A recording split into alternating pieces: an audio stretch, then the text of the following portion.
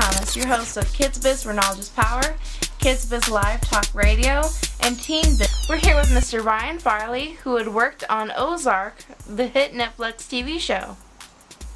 Hi, Mr. Farley. How are you doing today? Good, Makaila. How are you doing? Good.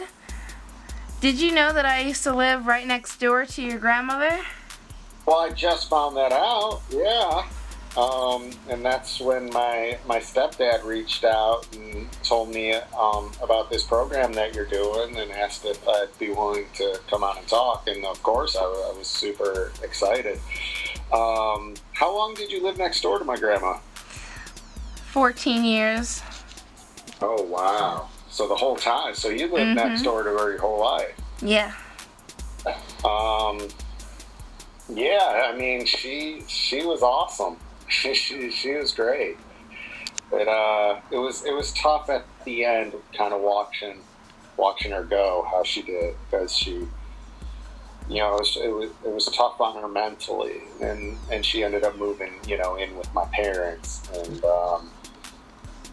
that was tough. That was tough to see, because when I when I was a little kid and would hang out with her all the time, we were always like playing tennis and like going camping and doing very active stuff, and it was just sad to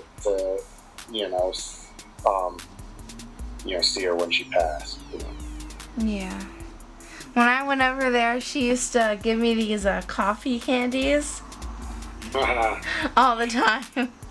That's such a grandma thing to do, isn't it? That's such a grandma thing to do, and just like, have a candy, and like hand it over to you. Yeah. Alright, well, let's dive into the questions. Yeah. What inspired you to become a writer, and how long did it take for you to become successful?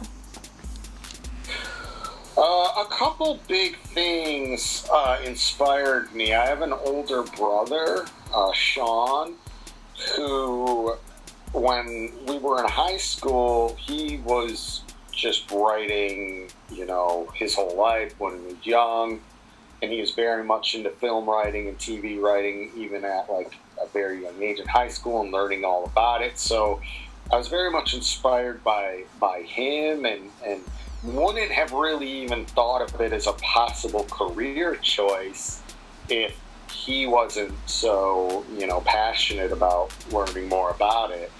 And then when I was in high school, I had some, writing classes and literature classes, and it's the only classes that I really excelled in. I was a fairly average student in high school, but I excelled in writing and literature courses. And once I started writing, I just really enjoyed the process of putting pen to paper and examining myself, examining things in the world. And so I think the combination of those two things, that when I actually said, I was going to be a firefighter. Like when I was 19, I graduated from Fire Academy, and that's what I was going to do.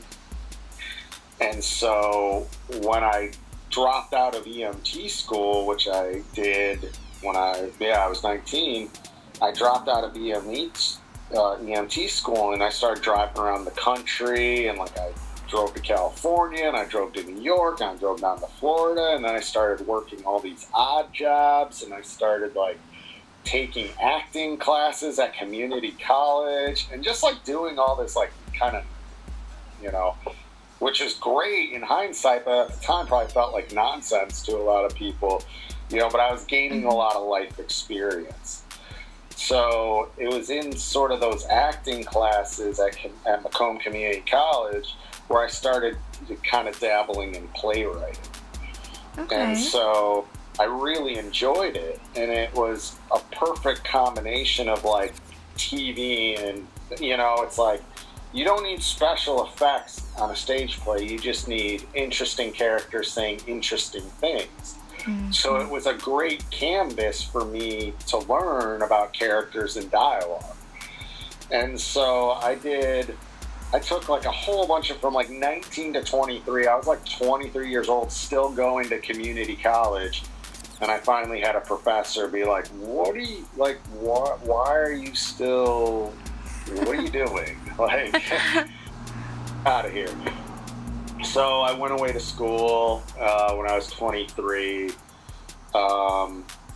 you know, and then started wanted to get into TV, 1 hour drama, you know, and I went to USC for grad school. And I got my first professional gig when I was 29, 30, like in there. So it was a good 11 years of just working on my own stuff, going to school, just a lot of rejection letters, you know, just a lot of no's until I finally, you know, cracked in. And so I've been, you know, I was doing it I'm 42 now, so I was doing it, you know, non-professionally for 11 years and have been doing it professionally for, you know, a little over 11 years now. So that's kind of been how that happened. That is really cool. So now, how does it feel knowing that you've wrote for professional TV? I mean, I really enjoy it. Like, I really enjoy the process. Like, I really enjoy the process of creating stories and talking about characters. And I care more about that process than I do. Like, there's a number of things that I've written that I haven't even watched, to be honest, you know, and just, you know, for various reasons or whatever, but I genuinely enjoy the process of creating stories, talking about characters with like the writing staff and groups of people, and you know, trying to produce something that, you know, is entertaining and exciting that people care about, you know, and so I genuinely just like the process of doing it. So I feel very grateful that I get to do what I love to do. I get paid to do it, you know, and so that's very, like, I feel really grateful because most people I know don't get to do that. Right. You know, where like they said, I want to do this, and like worked for a lot of years, and there was a payoff. And I was able to now, you know, have a career in it because, I mean, I gambled, like I bet on myself a lot. Like I took on a ton of student loan debt, you know, a lot of student loan debt, and just kind of bet on myself and took a lot of risks in order to be able to do what I wanted to do because I loved doing it, and then it paid off. So, you know, it's a mixture of things. I feel very grateful. I feel proud, but, you know, I feel it's more gratitude, I would say, is how I feel about it. Yeah. Well, out of all of your projects that you've worked on so far, which one did you enjoy the most and why? That's a good question. I mean, can I have more than one answer, or does it have to be one? Oh, more than one answer. I mean, they're all a little different, you know? Like, I worked on this show, Cold Case, which was like this CBS Crime of the Week show. And that's really special because it was my first job, right? Like my first job in the business professionally. And, you know, I'm really grateful that they had the faith in me to bring me on, and working on that show is what catapulted me to all these other gigs. So, and I really enjoyed working with the people. Now, in television, you work with a group of people. It's not as much solo stuff. So much like any office, it really depends on the office. Like, who are your colleagues? You know, what are you working? Is it a good environment? Is it not a good, you know, and things like that. And so, I would probably say Cold Case, my first gig, was probably like the most sort of fun, because I was still very much in that early stage of just like learning everything, and like everything was like brand new, and it's like you go to set for the first time and like you're seeing all that, and like it was just like I was just wide-eyed and just like wanted to learn all of it. It was just absorbing it and taking it in, and just with any career, the longer you're in it, you're sort of like, oh, okay, yeah, you unfortunately take it for granted a little bit. And so I think as far as sort of like just looking back and appreciating what that was like, I would probably say Cold Case, but I've had a lot of good experiences on shows. I've worked with I have many, many friends on Ozark. Like, they're wonderful people over there, and they were all at my wedding. I'm friends with all, and so that was a great environment too. And then there's been others. Now, the most successful has probably been Ozark. At least as far as from a critical perspective. So that's special.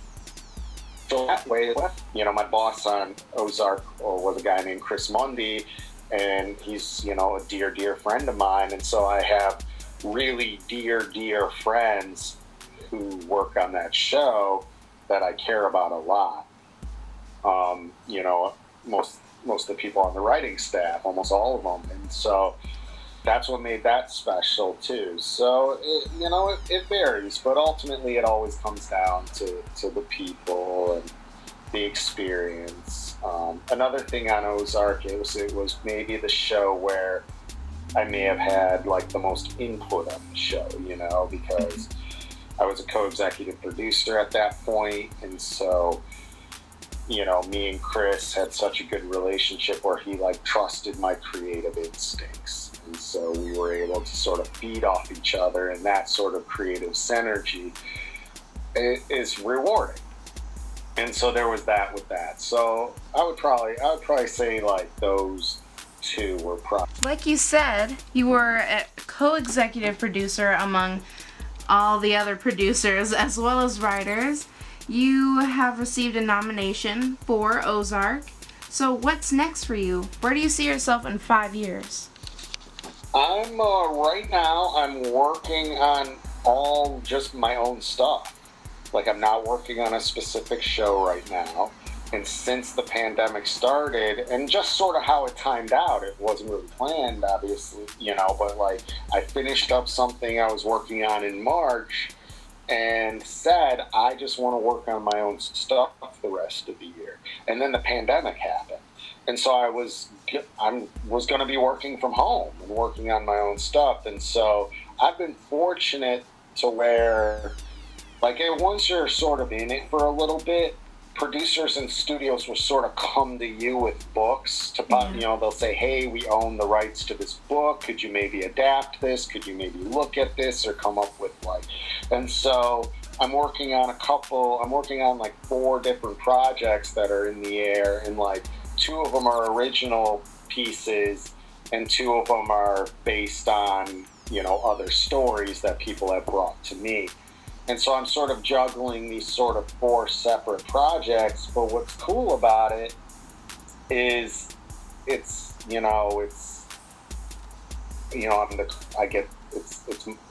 my work. I'm not working on someone else's show. Right. And there's freedom in that a little bit. And so that's been rewarding. And it's a lot. There's oddly a lot on my plate, and I've probably worked more on my own stuff this year than I have, in the past few years. And they vary. One's a limited series, one's an hour-long ongoing series, one's would be a half-hour series, and the other one's a feature film. And they're all like in various, places of development. And so that's been very satisfying and rewarding to say, hey, I'm just going to focus on my own stuff for a little bit, and actually seeing like nothing's being shot yet, like nothing's been greenlit yet, but seeing things go sort of in the right direction. Now, that can change at any time, and things can get the plug pulled at any time, so you just never know. But it's been a lot of fun, just like being your own boss. A little bit, yeah. It's been a lot of fun. I enjoy it. So of course you faced hardships along the way. So how did you overcome them? Well, one of my biggest hardships was, I'm a recovering alcoholic, and I'm pretty open about that. And I lost a lot of opportunities, from, because of my own decision making in regards to my alcoholism. And I've been sober for almost 4 years now, and I'm so grateful for that. It's like changed my life. But that was something like, most of my life, I was always able to go, and burn the candle at both ends and just like do everything for myself, and because that's what worked for me. That's how I was successful.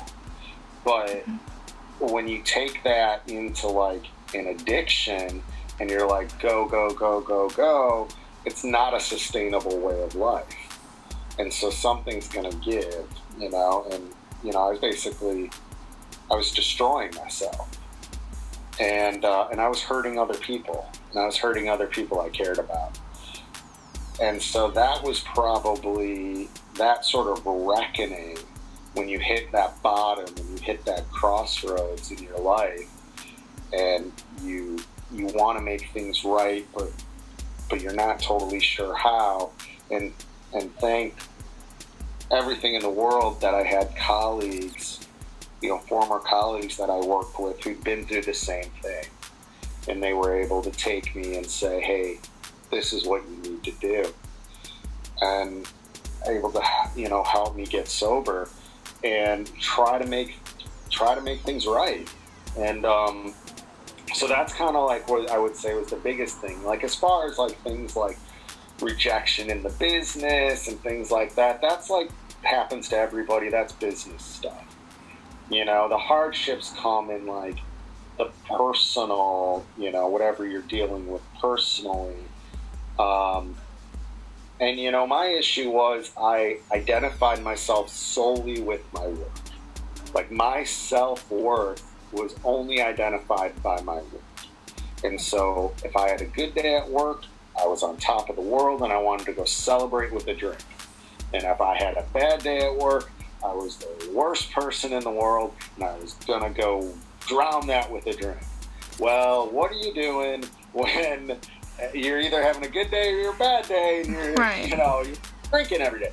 So dealing with that personally, and dealing with like the impact that of people who cared about me and people who looked out for me, was hard. It was powerful, and thank God that I've had the support and love that I've been able to get sober and stay sober one day, today, one day at a time, and be able to try to like be of service to other people going forward, as opposed to just like worry all about, me, which is kind of what I used to do, because I was so preoccupied with like my career and like doing the next thing and like making it, and I really like got kind of lost in all that. So gaining perspective on myself and the world around me,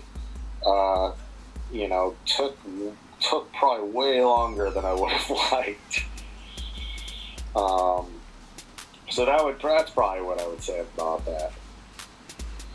Well, given the statement that you just gave, what advice would you give aspiring writers? I would give a lot of,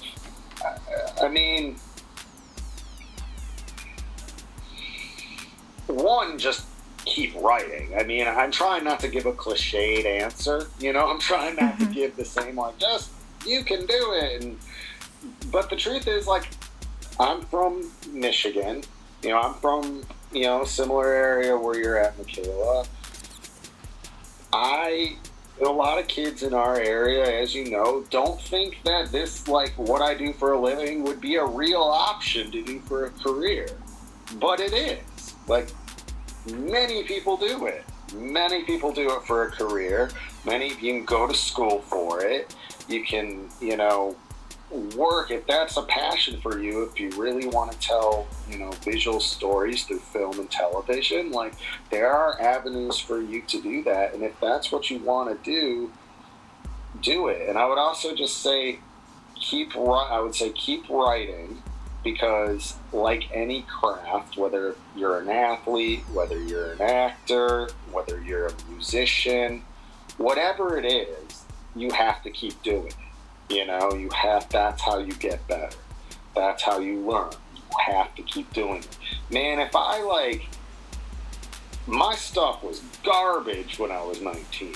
Like, just utter garbage. And thankfully I didn't realize how bad it was at the time, But, like, if you just take that and say, oh, that's what it is, and then that discourages you, well, yeah, but you keep working on it, and you keep developing what you do, and you keep developing, what they refer to as your voice, which is how you see the world.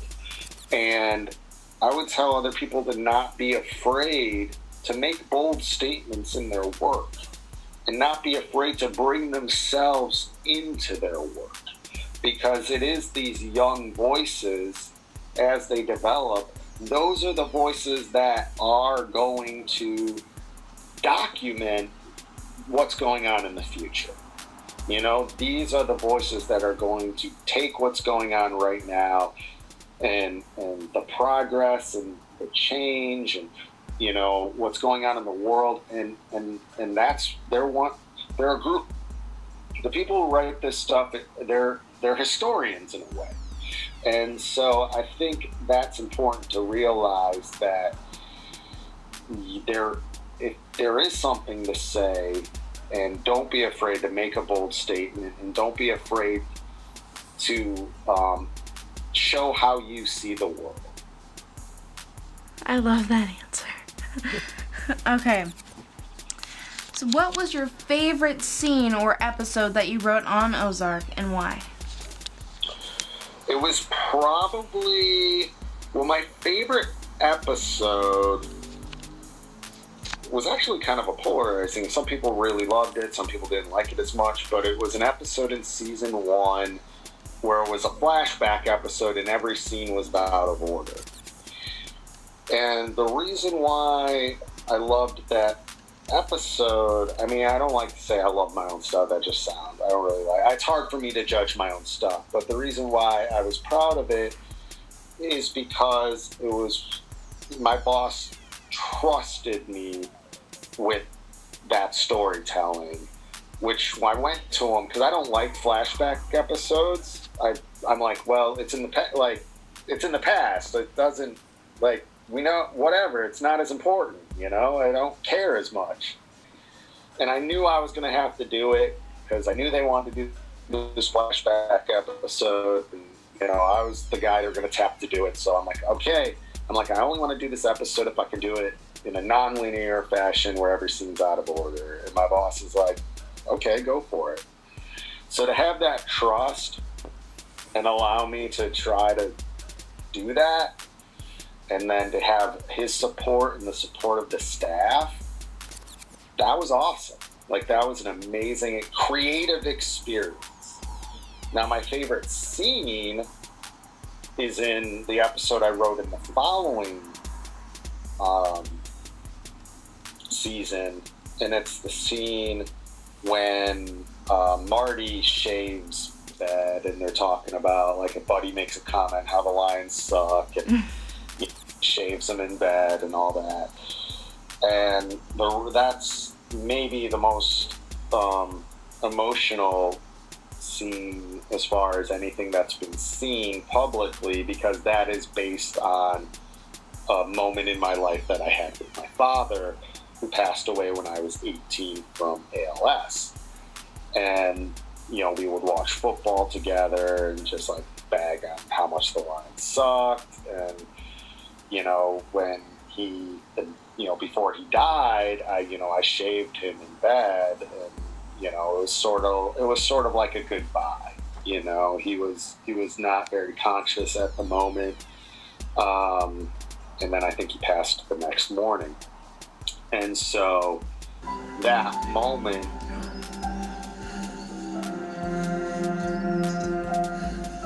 like, and I'm talking more like in the script, you know, like, I'm not told, like, I actually haven't seen it on the actual episode. I hear people really enjoyed it. I enjoyed it. Thank you. But I'm just talking about like what that scene meant to me, and I know people responded to the Detroit Lions line, you know, because Michael Rothstein from ESPN reached out to talk about it. You know, Jeff Rieger from The Ticket reached out to talk about it. But what I told Michael Rothstein is, you know, they were talking about the Lions thing, but the article he wrote focused on like, well, here's what that scene was about. And that was about a father and son. You know, that was about a father and son saying goodbye to his dying father. And that's what that scene was. So to be able to put something so intimate and so emotional on film, and put it out there and have it affect other people, you know, that's really powerful. And again, it's humbling, and I'm grateful, and, you know, but that's what I would say for that. Well, thank you so much for doing this interview with me. I just have one more question for you. Yep, please. What positive message can you give the youth of today? Well, I think, you know, I was sort of touching on it a little when you say, you know, what would you say to, you know, the people who are aspiring, you know, to do what you do. And I guess the youth is like, I want to listen to the youth more than I think the youth should listen to me. You know, I feel like the youth, like I said, they're the ones getting out in the street. They're the ones trying to make change. You know, it's more the youth that are out there fighting the good fight to make positive change and progress. And you're not going to stop progress. As much as people try to resist progress, you're not going to stop progress. And it's because of the young people that you're not going to stop progress. So again, it goes back to, you know, I was a kid in Metro Detroit who would have never really thought that what I do for a living is an option. And I worked my, you know, butt off and had some luck along the way. And also, like, let's not lie, it didn't hurt me that I'm like just like a white dude, you know, back in a time when, like, you know, women and people of color weren't getting as many opportunities. And, you know, that's and we need to admit that's stuff that has happened. It is happening. And that's why I talk about, like, I like listening to the youth more, because they're creating the progress we're going to see in the future. So it goes back to, like, your voice, you know, it goes back to you have something to say. You know, if you're a young person, yes, you're still developing your voice and your work and all that, but you have everyone has a unique perspective on the world if they can tap into it. And there's been so many stories we haven't heard up to this point, and there will always be new stories because there's always new stuff happening. And there's always going to be new experiences. And just to have the bravery and be willing to take the risks and be willing to have people say no and be rejected and move forward and just keep doing it. But it's, you know, that's what I would say is, like, life is short, and if you feel you have something to say, and that doesn't mean, like, just write about all your problems and yourself and be full of self. I mean, you know, like, if you feel you have a comment to make it. You know, that's what keeps progress going, and that's what opens people's eyes, and that's what inspires other people to keep that progress going forward. So I don't know if that's, like inspirational or not. That's a perfect answer. Basically, you can do whatever you want to do if you want to do it. In most cases, things you think aren't possible, if you want to put all the work into it and, be willing to take the risks, it's possible. That's the more cliched answer. Thank you, Mr. Farley, for being on my show today. I've been your host, Makaila Thomas of TeenBiz and Kidz Biz, where knowledge is power. What do you want to be when you grow up? What do you want to be when you grow up?